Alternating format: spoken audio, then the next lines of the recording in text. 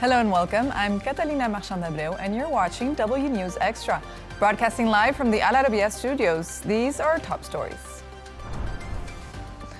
Russia and Ukraine agree to swap over 300 prisoners of war at peace talks, while the U.S. envoy negotiate with Russian officials on new nuclear arms treaty. The NBC anchor Savannah Guthrie makes an emotional plea for the return of her missing mother. And Japan heads to the polls with the Prime Minister Sanae Takaichi tipped to win the elections.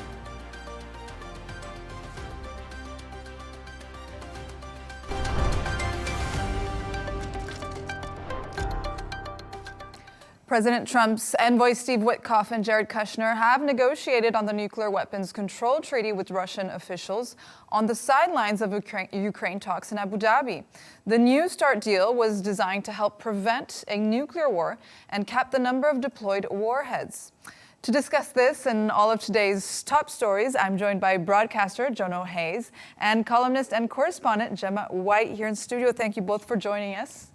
Gemma, we're going to start with you right now. So have there been any efforts from Washington and Moscow to actually negotiate another term for this nuclear treaty? So if you'd asked me this question yesterday, I would have said absolutely not.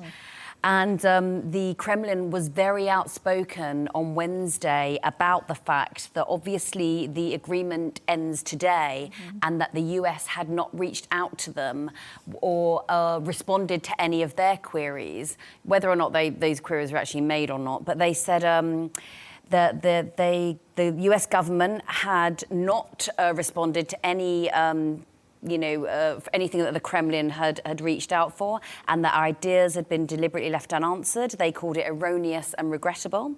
And they also, it sounded a little bit threatening, but they said in the absence of, any kind of communications with the US, that they assumed that they were free to choose their next steps by themselves. Now, fast forward 24 hours, because obviously that's a very, short time in politics.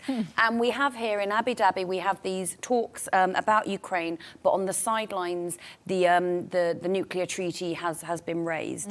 And the US has said, we agreed with Russia to operate in good faith and to start a discussion about ways it could be updated. Now, obviously, it ends today, and we're already in an extension period. The original treaty was for 10 years, and then it was extended for another year. It was originally signed between Obama and Medvedev. Yeah, I said I was going to struggle with that one.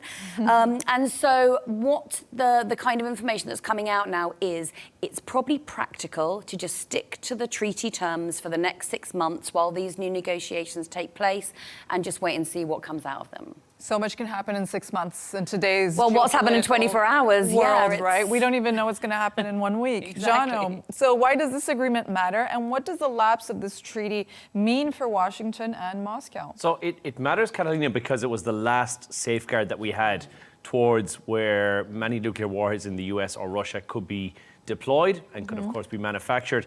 So it allowed the inspections. That was the important part, whereby either party had inspection rights to see where we were at in terms of what sort of an arsenal of weaponry were at the disposal of the army of that country. So everyone knew what everyone else was doing, and there is great the knowledge and power that's involved in that is quite astronomical. While it's gone, there's no legally binding limit. So there's no verification mechanism. They can't go in and find out and check and see just how many weapons are actually there. And both countries can basically now operate on assumption, but also on suspicion. And this is where it comes into dangerous territory, because now there's no transparency there. Either country can be doing whatever they like behind closed doors, and the other one's completely oblivious, which is, of course, concerning. That doesn't mean missile launches tomorrow, far from it, but it does raise the risk of miscalculation, which of course is a very dangerous thing, politically speaking at least. It fuels a new arms race, which is potentially on the table as well. And now it forces both governments to rely heavily on deterrence instead of diplomacy. So both will try and up the ante in terms of their nuclear arms to try and make sure that they outdo the other in terms of what they've got available to them.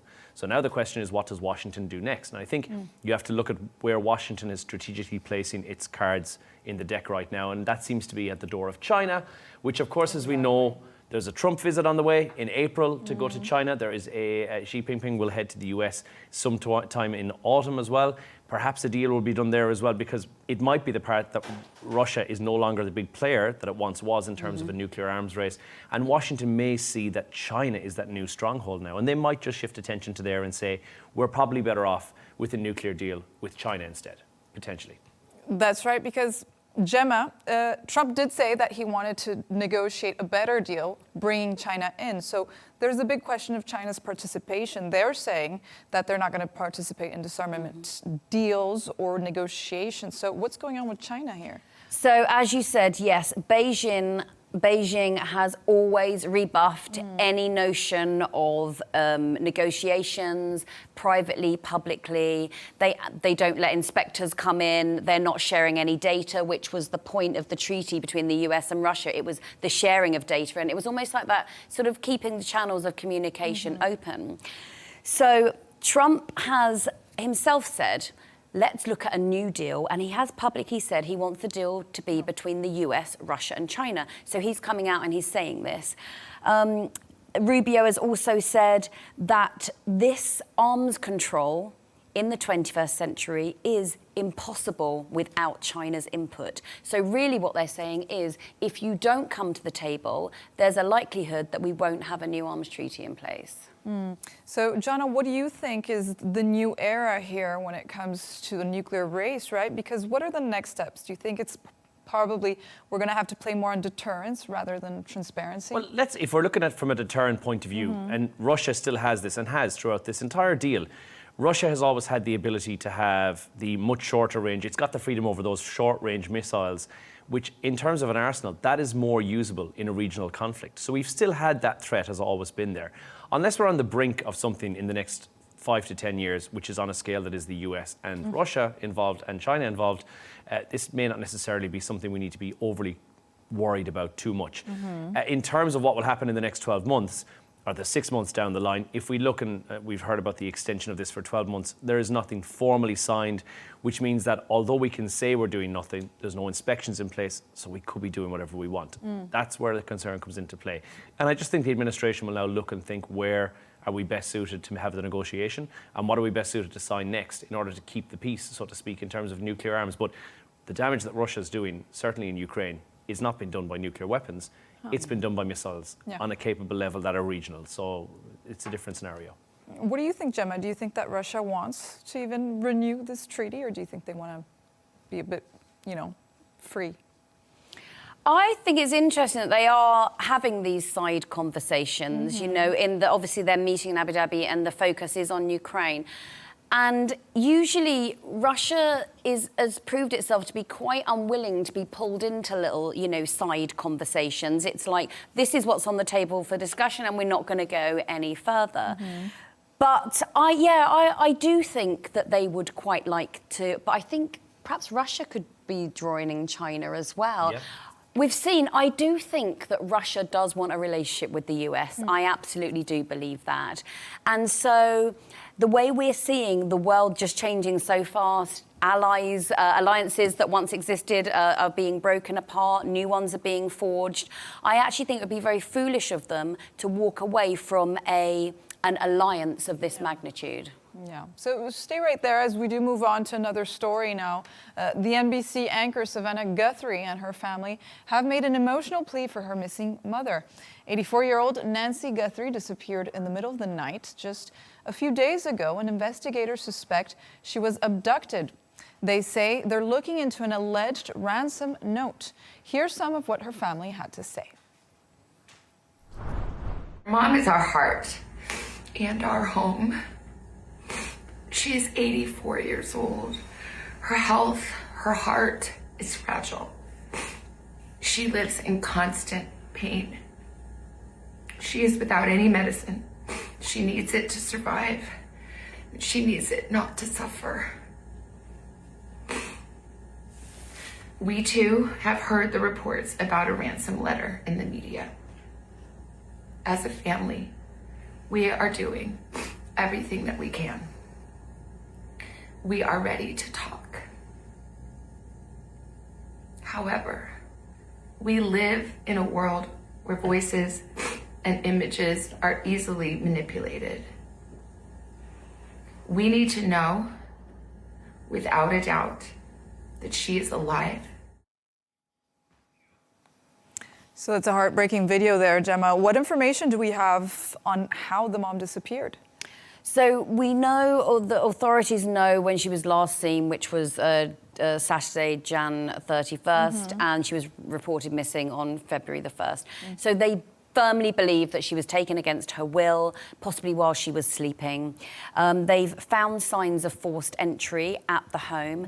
And there are reports that blood was found at the location. That hasn't been officially verified as to whether that was blood from Nancy Guthrie or whether it was blood from one of the perpetrators. They just don't know.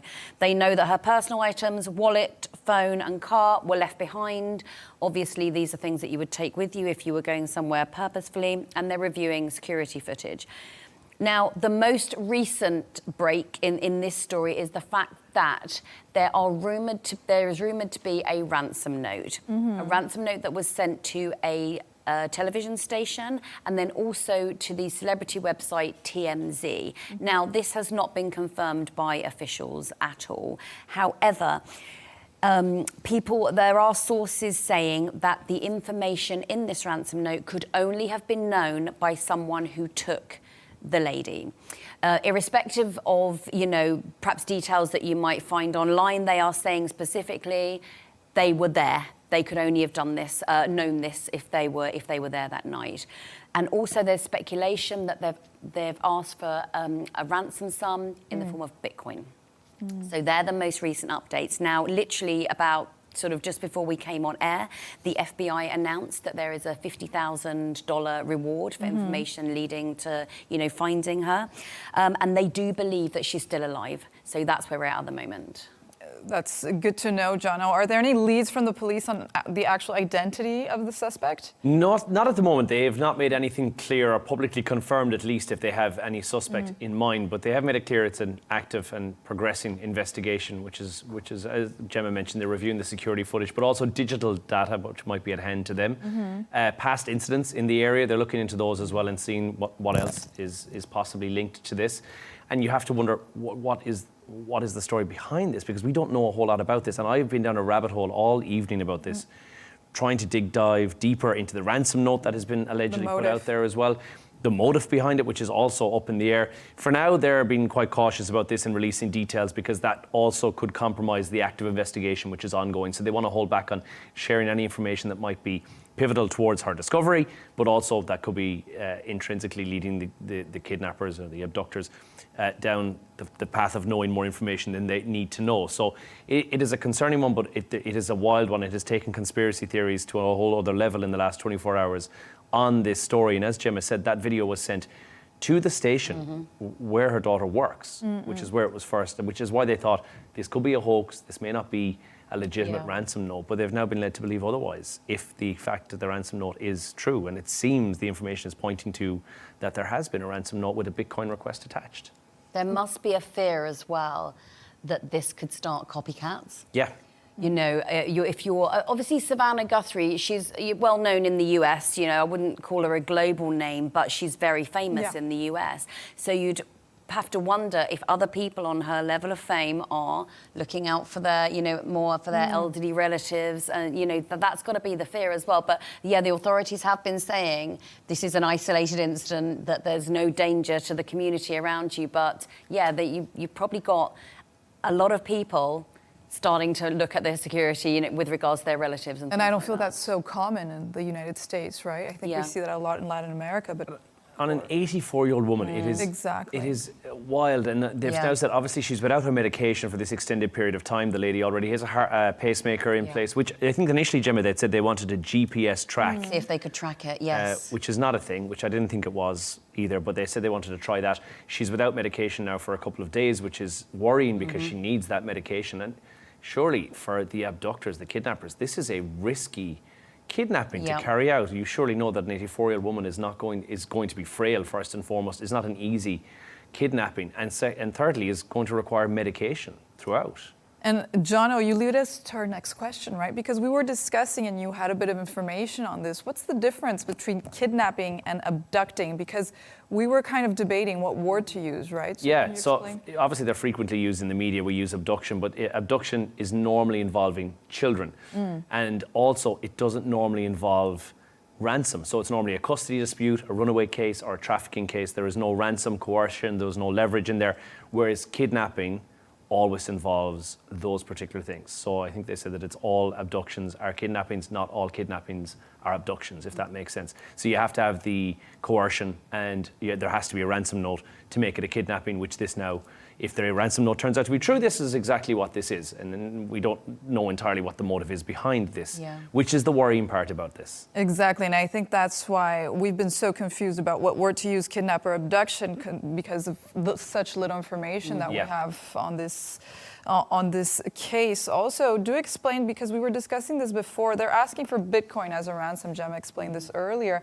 Besides the obvious reasons, which is the lack of transparency, this is quite new, right? We haven't heard this in the media recently. It's because it's so untraceable, and this is the issue with crypto. One of the wonderful reasons why it's used for money laundering is the fact that it's so untraceable. It's a code between 24 and 36 digits. I can generate as many of those wallet codes as I would like, and at rapid speed as well. I can do that to make sure that it's untraceable, therefore breaking the chain in the Bitcoin block so that when you send me something, it's now untraceable again. That money instantly goes to an account. I can transfer it from that account to my Bitcoin account, and it's disappeared into the ether of the Bitcoin world and into the cryptocurrencies. And nobody will have a clue where that came from, who created that digital wallet, because it's so unique, the ID, and then who's also receiving the funds. So crypto is the safest way for these kidnappers to go about getting their money. Gone are the days of a duffel bag being left outside a phone box. And this is, obviously, with CCTV and everything, these kidnappers are not going to get away with this, regardless.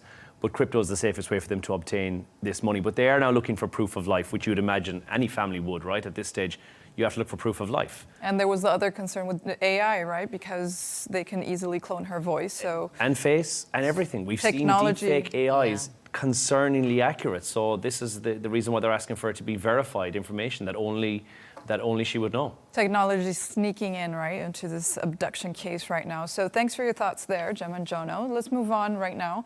Cost of living concerns are taking center stage as Japan heads to the polls this weekend for a snap general election. Prime Minister Sanae Takaichi is hoping to capitalize on her sky-high approval ratings to strengthen the governing coalition's position in the country's legislature. Patrick Folk reports. For many voters in Japan, rising food costs is becoming a key issue in this weekend's lower house vote. Food accounts for nearly 30% of average household spending, the highest among G7 economies, and a primary driver of overall inflation in the country. Prime Minister Sanae Takaichi has vowed to suspend a levy on food for 2 years to offer some relief. But not all are convinced. If they're so keen on reducing consumption tax, why didn't they do that already? Given that they have been in power, it's not like a change of government or even an election is necessary for the Takaichi government to lower consumption tax.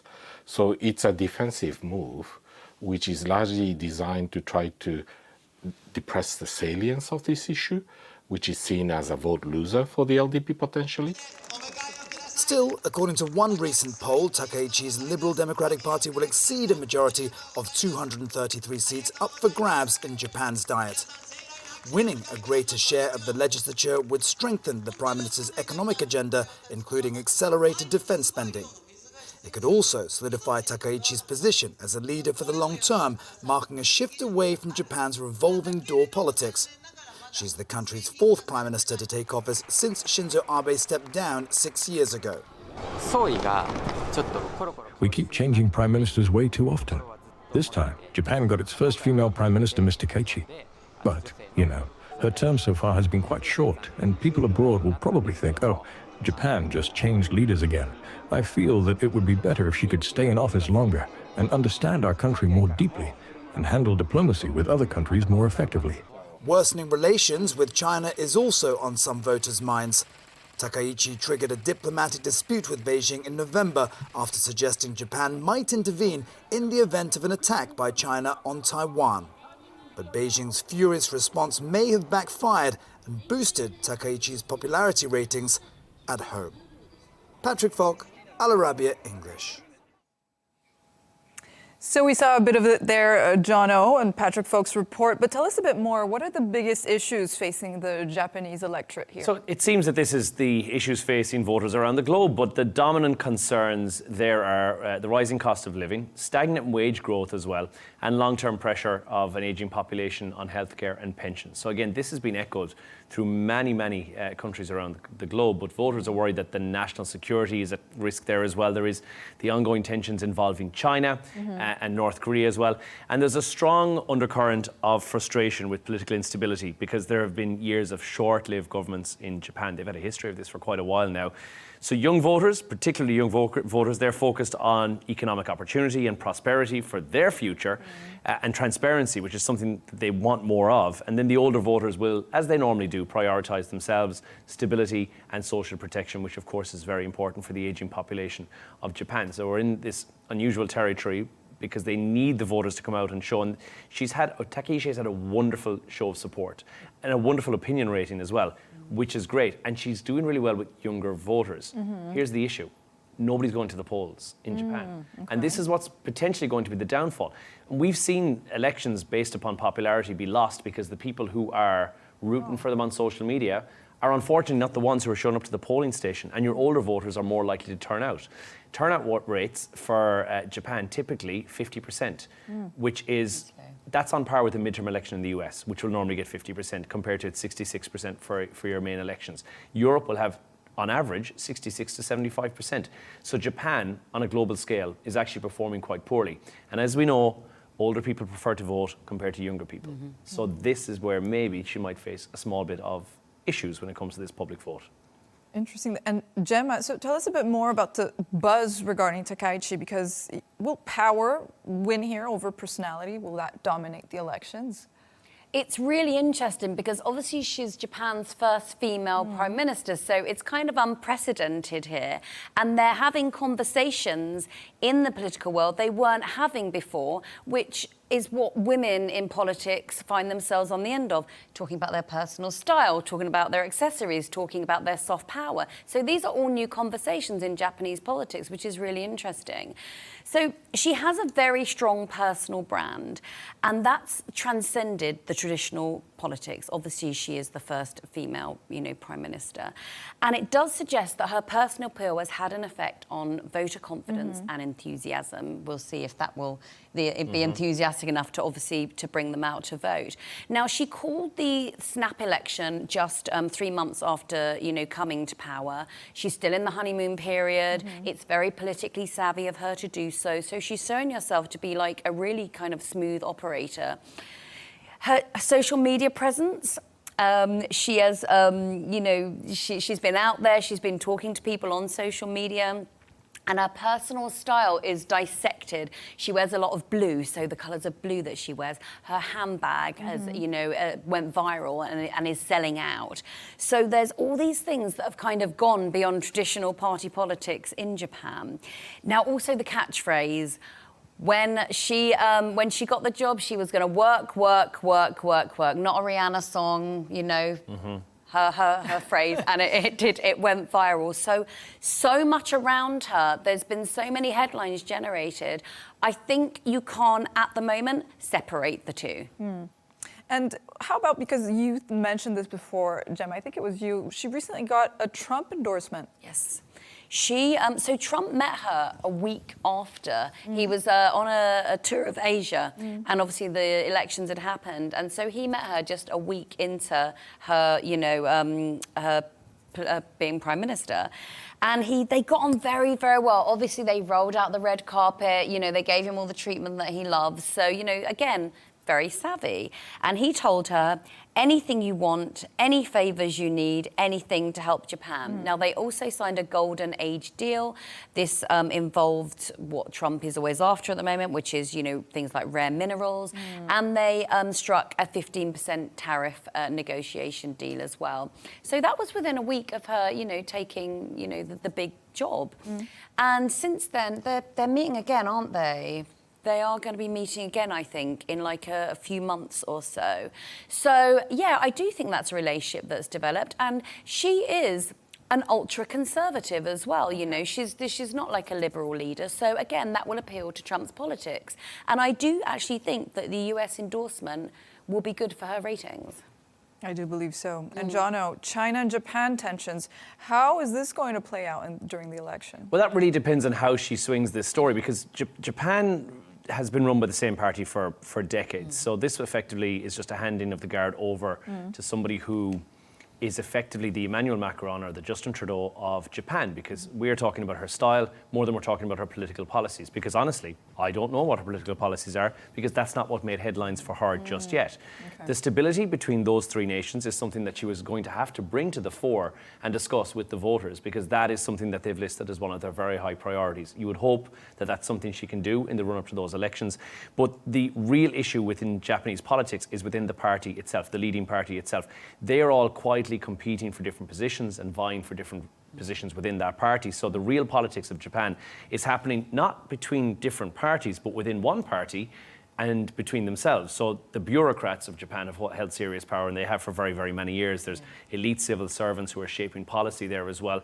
And this comes down to the transparency, which young voters are going to request more of this. They want to find out what's going on behind those closed doors.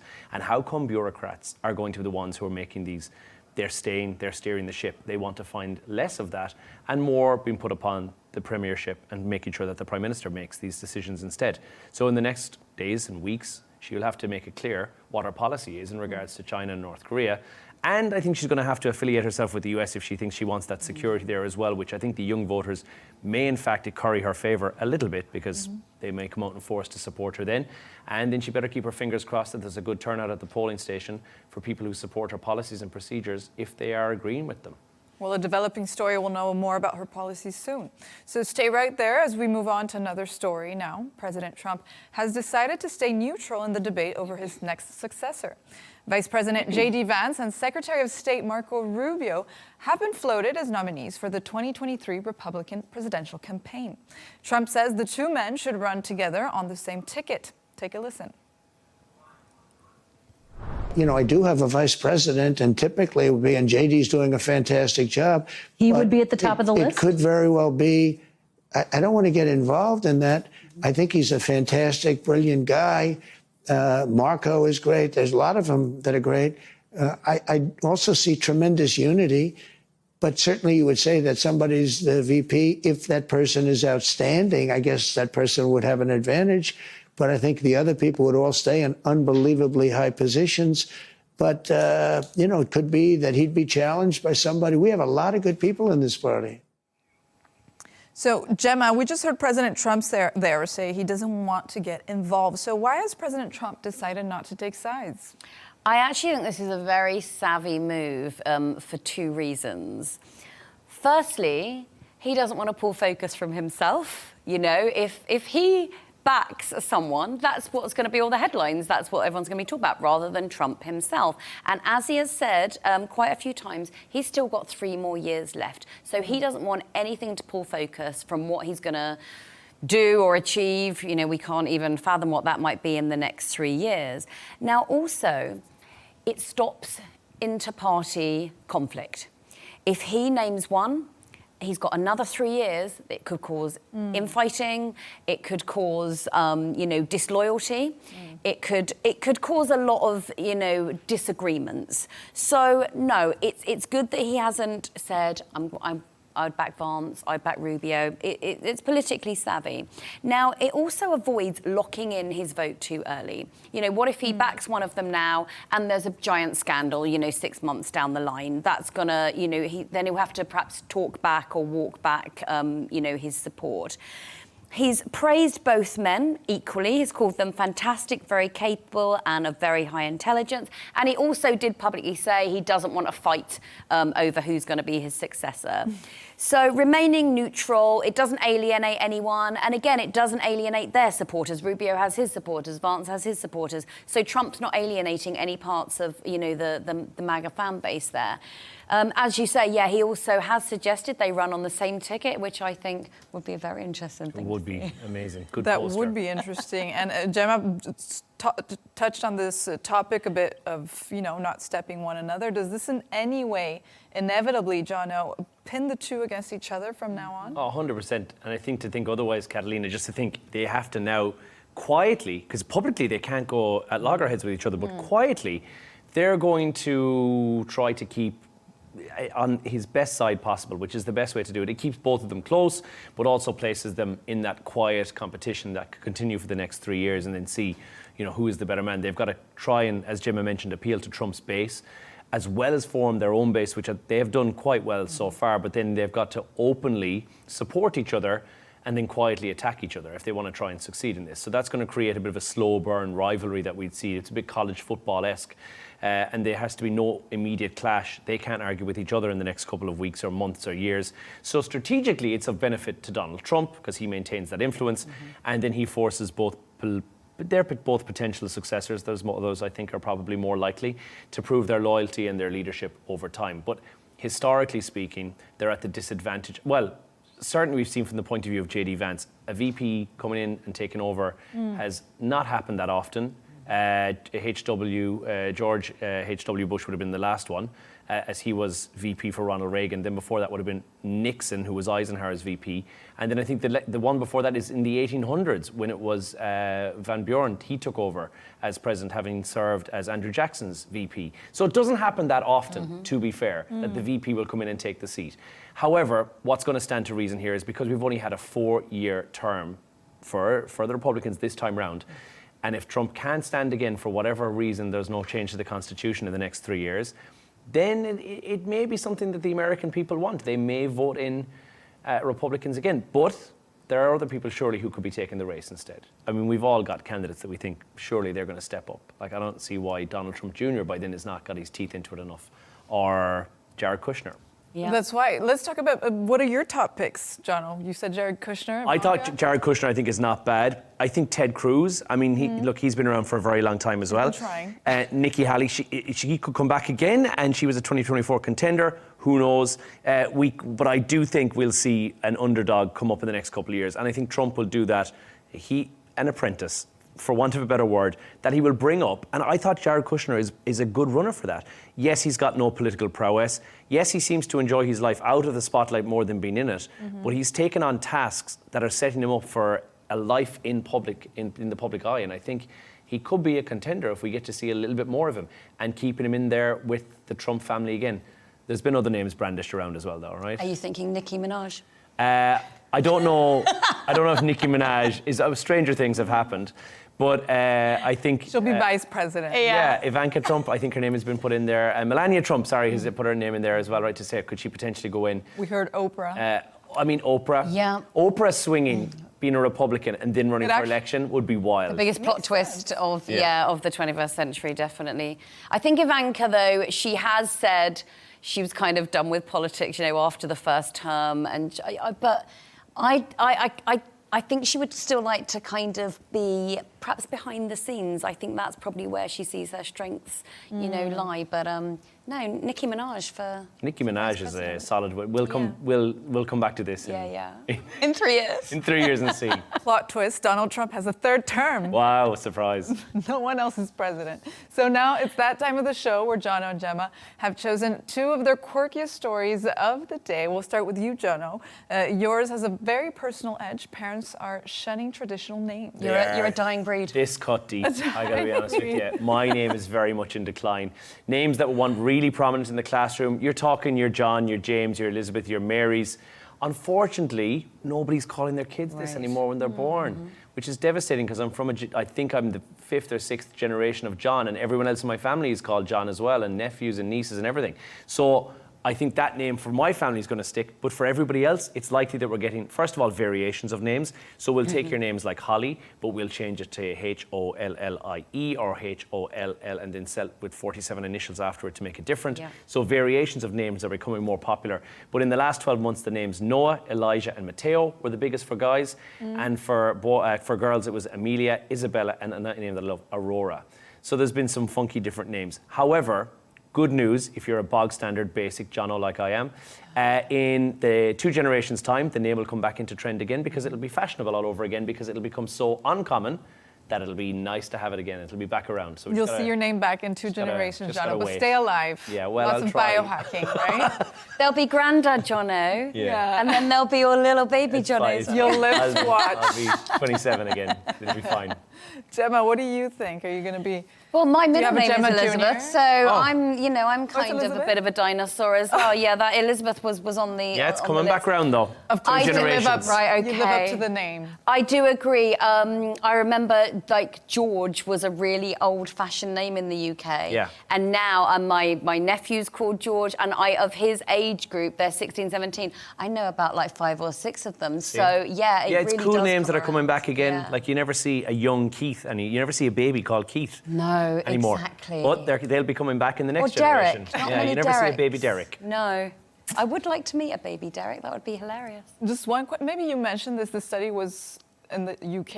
It is UK Okay. based, but they've said that it's across Germany and Europe as well. The same thing is going. Their variations of it, Johannes and whatever else, have also gone into decline, but they'll be back. No Dereks in Germany, maybe. No. So, Gemma, now tell us about Craig David's short-lived stint as a Good Samaritan. This is hilarious, and I'm so glad that it's Craig David. Jono and I both thought we'd do some There's a Craig reference David to that. here. It's the time of the show where you educate me, Gemma. This Please is the part of the teach show me. where we teach I feel Catalina left out now. British culture. Craig David is a 90s, early 2000s British R&B star. An icon. An icon, very well known for his facial hair as well. Now, he sold a lot of records, but he also has a bit of a reputation of being a little bit cheesy, so he did fall out of favour and became, the butt of like a few jokes because of a television show called Bow Selector, where the guy just took the mickey out of him all the time, hence this. So he's in the Maldives, and a flying fish lands on the deck of his boat where he's having his dinner, and he thinks he's being this really good Samaritan, so he scoops up the fish and he throws it back in the sea, and he's like, oh, look, I've saved this fish, and look, it's lovely moonlight, and then this giant fish comes along and eats the flying fish, and he's filming this on TikTok, and he's sort of going, oh my goodness, oh no. And now there's so many jokes, like using his song 7 Days, I met this fish on Monday, threw him back in the sea on Tuesday, got eaten by another Gemma, bigger your fish on storytelling Wednesday. skills are amazing, but we do have visuals. We have visuals. Let's see, can we see the flying fish that tried to escape, and then, Craig David just threw him back into the sea? We'll launch the video now. This is crazy. I'm literally having dinner, and this fish comes flying out. Okay, I'm just gonna grab you. Here we go. We're putting you back in.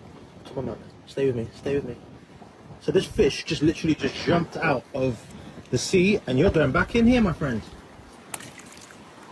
Oh my gosh. That's the full moon for you. Hope it's still alive. That's the full moon. Come on, come on, come on. You still got it inside of you. You still got it. Oh my God. Oh dear. That was short-lived. That was a short-lived moment. Terrible. That fish was dead as well, I'm sure, when you put it back in the water. I'm not buying that it was alive for a second. Look, it's still fluttering though. Look, from nerves, sheer nerves. Or perhaps it's excited. Oh my God, I'm on Craig David's Muscle boat. reflex. This Anyone is who's so ever worked in a exciting. fishmonger's will tell you they move for ages after they're... Maybe it was in the boat to stay away from predators. I think leapt on the boat, saw it as Craig David's boat, amazing, 90s R&B star, and then Craig David throws him overboard. Maybe Craig David's like the name story, Jono's story. He'll be cool in 2 generations again. Craig David's not going to be cool in the 2 generations. His day is He had done. his time. I'm going to have to investigate Craig David. Don't get into too much of a rabbit hole. You're never going to get out of it. It's not a bad place to be. I'm just letting you know. I'll let you know. Well, thanks to both our guests today, Gemma and Jono, broadcaster Jono Hayes, columnist and correspondent Gemma White. That's all from us on W News Extra. Don't forget to subscribe to our YouTube channel and follow us on X. GNT is coming up next. Goodbye.